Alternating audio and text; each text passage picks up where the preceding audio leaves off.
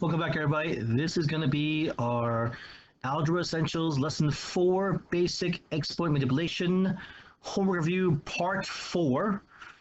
And so here we're doing something very similar, I guess, from before, where previously we were, I guess, trying to divide out, find out what other factor would multiply with a particular number to get our expression. And so very similar to what we did before, except now our expression is instead of being a single term, it would be binomials and trinomials. So the same concept here. To be able to figure out what's in the space here, I'm going to divide both of those terms by 5x to the third. So we're going to take the 10x to the fifth over 5x to the third minus 35x to the third over 5x to the third. And so we simplify. So each expression, 10 over 5 is 2. X to the fifth divided by x to the third is x squared. And therefore 35 over 5 is 7, so it's minus 7. And x cubed is going to be 1. So we get as a result, our answer be 2x squared minus 7. Okay, so yes, we can. So we're dividing each of these terms by that monomial. So because if we're solving this as almost like an equation here, for b at least, if we had negative 8x cubed y plus 2x squared y squared minus 10x y cubed was equal to negative 2xy times something, we divide both left and right side by negative 2xy, which would mean we'd have negative 8x cubed y, because it divides everything. We're not dividing only one term, but all the terms. So we divide that negative 8xy, x cubed y by negative 2xy. We're going to divide the 2x squared, y squared, by negative 2xy. And we divide that 10xy cubed over negative 2xy. Okay, so we get, in this case, negative 8 over negative 2 is going to be 4. And x cubed over x cubed divided by x, the first is x squared. And the y over y gives us just 1, so that's just 1. Plus, and now we have 2 over negative 2 is going to be negative 1. X squared over x is going to be x, and y squared over y is just y. Minus 10 over negative 2 is going to be negative 5. X over x is 1, and y cubed over y is y squared. So we'll simplify all this. We'll get 4x squared minus xy plus, because minus negative is positive, plus 5y squared. Okay, hopefully this looks clear. Okay, so maybe I'm going to rewrite that and all. Sorry, I'm making sure it looks like a 5y squared. 5y squared. Okay, all right. So now we're on to part C. Again, dividing everything by negative 9t squared. So we have negative 18t squared over negative 9t squared plus 45t to the fifth divided by negative 9t squared. And so we're going to get negative 18 over negative 9 is 2. And t squared over t squared is 1. So we're left with just 2. Now, 45 to plus 45 over negative 9 is going to be negative 5. And t to the fifth over t squared is going to be t to the third. So now we'll have 2. But instead of plus negative, we'll write it as minus positive 5t to the third. Okay, and now for letter D. Oops, wrong button. Here we go. Letter D, we'll divide by 45x to the fourth minus 30x cubed plus 15x squared, dividing everything by 15x squared. Now you might have noticed that each of these times, these things that we're dividing by, they happen to be the biggest number that can divide into both terms.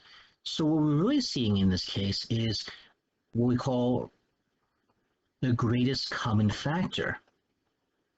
Greatest common factor is the largest number that divides into all the terms in the expression.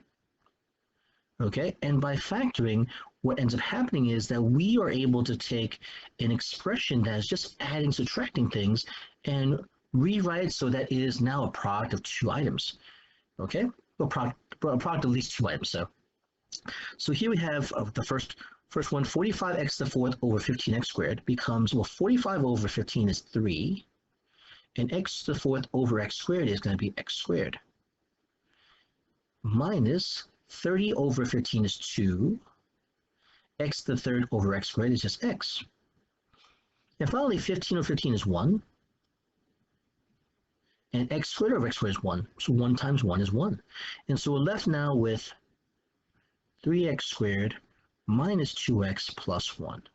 So the technique we're really seeing in this case is that we have an expression and they're giving us the greatest common factor, and we're trying to find the remaining factor, and that is found by dividing each of those terms by that GCF of greatest common factor.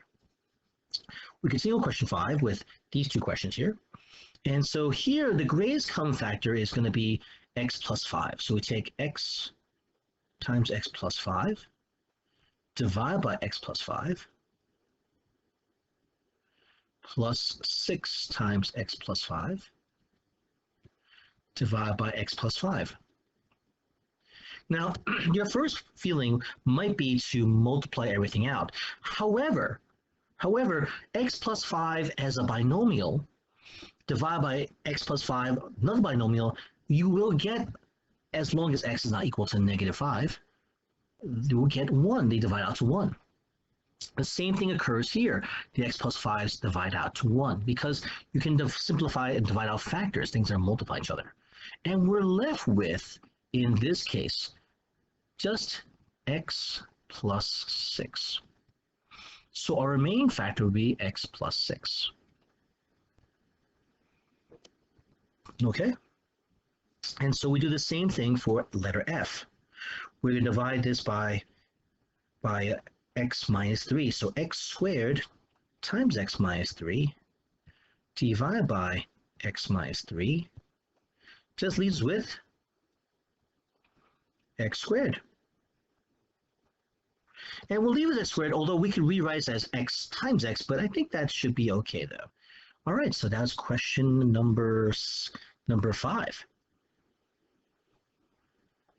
I'm sorry, ladies and gentlemen, I just realized that I wrote the question incorrectly. The actual question looked like this. Let me just erase this part here for letter F.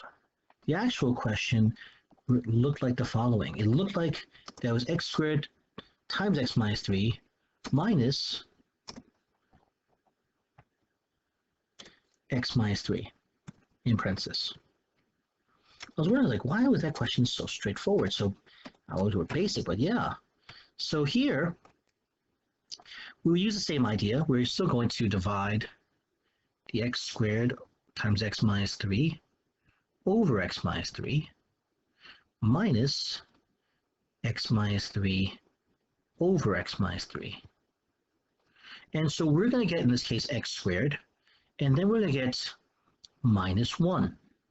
Because here, x minus 3 over x minus 3 is not equal to 0, it's equal to 1. X squared minus 1.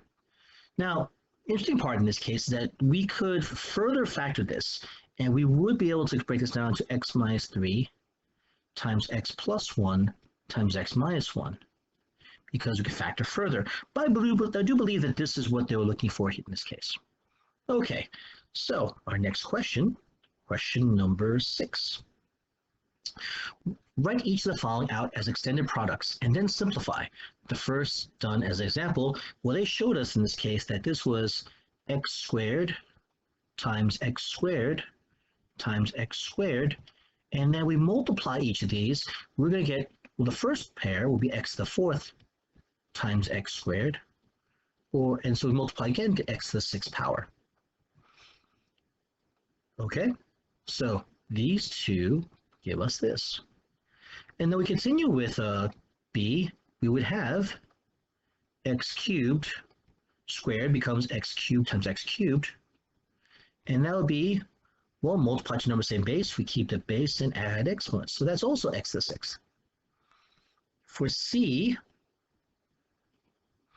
we would have x to the fifth to the fourth power really is x to the fifth times x to the fifth times x to the fifth times x to the fifth. And so here we can multiply these two and get x to the 10th. Now the funny thing about multiplication is that we don't have to multiply, we can multiply left right, but we also know that we can group these together using the associate property and still get the same result. And so this would also be x to the 10th. And if we're multiplying x to the 10th times x to the 10th, we would get x to the 20th.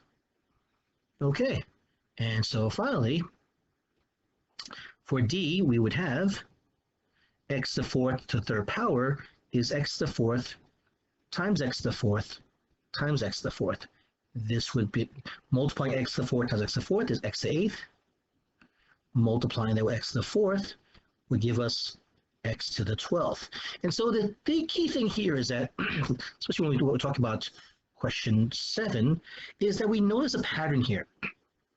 So we see in this case, when we raise a number with a power to another power, we notice that the 2 and the 3, make this full screen again. Okay, the 2 and the 3 here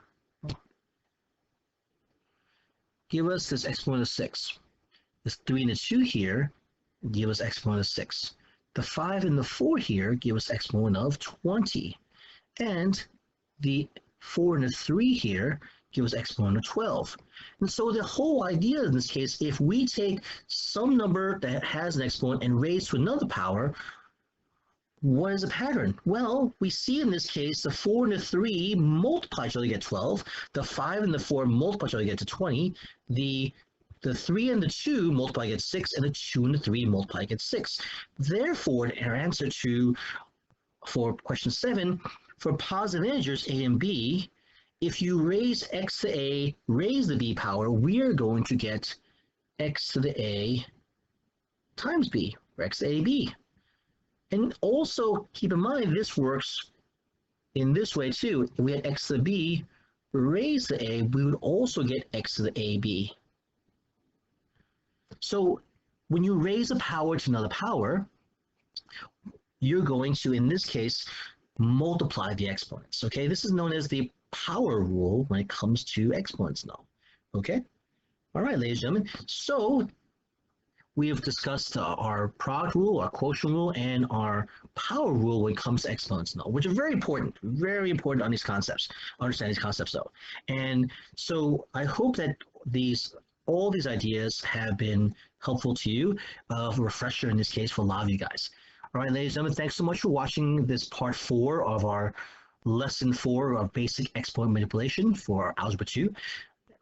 Algebra Essentials. And if you have any questions or comments, please leave them in the comment section below, including feedback. If you found this helpful in any way, please leave a like. We really appreciate it. And of course, subscribe to the channel and turn on notifications to be notified when new videos are added to the channel.